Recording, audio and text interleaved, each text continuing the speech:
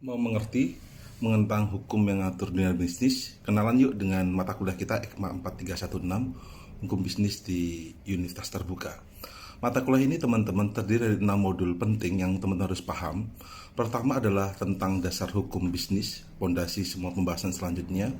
Kedua, hukum perjanjian dan asuransi. Ketiga, hukum perusahaan dan perseroan terbatas.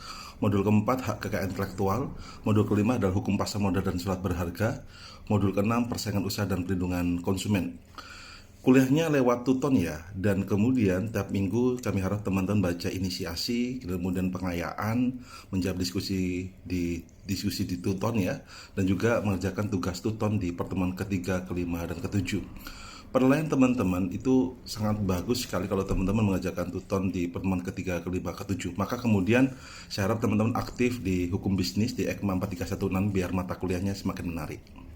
Halo teman-teman, hari ini kita akan berkenalan dengan hukum bisnis karena ini adalah hal yang fundamental banget ya dalam hukum bisnis. Apa itu teman-teman? Hukum itu bukan cuma aturan yang kaku atau rigid atau yang bikin pusing, akan tapi justru hukum itu merupakan fondasi dari semua interaksi bisnis di Indonesia.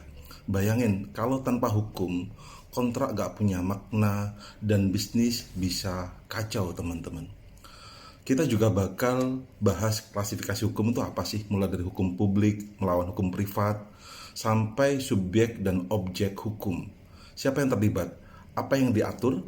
Ini penting banget buat yang ngerti konteks tentang bisnis. Jadi, yang paling penting teman-teman, kita juga akan menjawab pertanyaan, apa sih sebenarnya hukum bisnis itu? Adalah hukum mengatur masalah usaha manusia ataupun tentang bisnis. Maka teman-teman, hukum bisnis itu kamu pernah mikir nggak, kenapa si A kerja selalu on time, sedangkan si B sibuk meeting terus, akan tapi nggak selesai dan si C malah bikin konflik tiap minggu?